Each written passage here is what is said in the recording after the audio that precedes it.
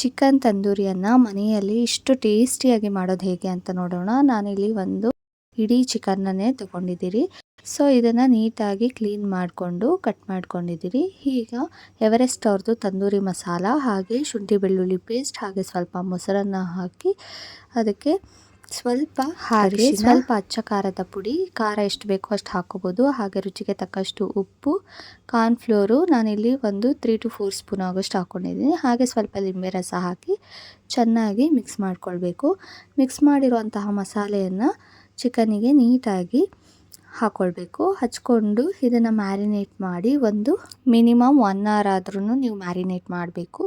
So marinate ಮಾಡಿ ಆದಮೇಲೆ ನಾನಿಲ್ಲಿ ಇದನ್ನು ಮೈಕ್ರೋವೇವಲ್ಲಿ ಸ್ವಲ್ಪ ಪೀಸ್ ಥರ ಮಾಡಿಕೊಂಡು ಪ್ರೀ ಹೀಟ್ ಮಾಡಿಕೊಂಡು ಇಟ್ಕೊಳ್ತಾ ಇದ್ದೀನಿ. ಸೊ ಒಂದು ಕಡೆ ಬೆಂದ ನಂತರ ಇನ್ನೊಂದು ಕಡೆ ಬೇಯಿಸ್ಕೊಂಡ್ರೆ ಇದು ಆಗುತ್ತೆ. ಸೊ ಹೀಗೂ ಮಾಡ್ಬೋದು. ಮೈಕ್ರೋವೇವ್ ಇಲ್ಲ ಅನ್ನೋರು ಸಹ ಹಂಚಲ್ಲಿ ಸ್ವಲ್ಪ ಆಯಿಲ್ ಹಾಕಿ ಚೆನ್ನಾಗಿ ಪೀಸಸ್ನ ನೀಟಾಗಿ ಇಟ್ಟು ನೀಟಾಗಿ ಎರಡೂ ಕಡೆ ಫ್ರೈ ಆಗಬೇಕು. ಎರಡೂ ಕಡೆ ಚೆನ್ನಾಗಿ ಫ್ರೈ ಆಗಿರೋದನ್ನು ಇದನ್ನು ಸ್ವಲ್ಪ ಆ ಸ್ಮೋಕಿ ಫ್ಲೇವರ್ ಬರಬೇಕಲ್ವ ಬಾರ್ಬಿಕ್ಯೂಗೆ, ಹಾಗಾಗಿ ಗ್ಯಾಸ್ ಮೇಲೆ ಡೈರೆಕ್ಟಾಗಿ ಈ ಥರ ಮಾಡಿಕೊಂಡ್ರೆ ಆ ಸ್ಮೋಕಿ ಬಾರ್ಬಿಕ್ಯೂ ಫ್ಲೇವರು ಚೆನ್ನಾಗಿ ಬರುತ್ತೆ. ಹಾಗೆ ತಿನ್ನೋಕ್ಕೂ ಟೇಸ್ಟಿಯಾಗಿ ಇರುತ್ತೆ.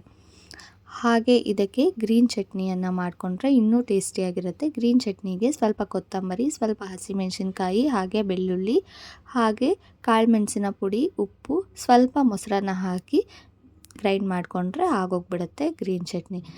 ಸೊ ಇಷ್ಟು ಟೇಸ್ಟಿಯಾಗಿರೋ ತಂದೂರಿ ಹಾಗೆ ಗ್ರೀನ್ ಚಟ್ನಿ ಇದು ಸಂಡೇ ಸ್ಪೆಷಲ್ಗಂತೂ ಸೂಪರಾಗಿರುತ್ತೆ. ನಾವು ಮ್ಯಾರಿನೇಟು ಎಷ್ಟು ಚೆನ್ನಾಗಿ ಮಾಡಿರ್ತೀರ ಅಷ್ಟೇ ಟೇಸ್ಟಿಯಾಗಿ ಬರುತ್ತೆ ಈ ತಂದೂರಿ.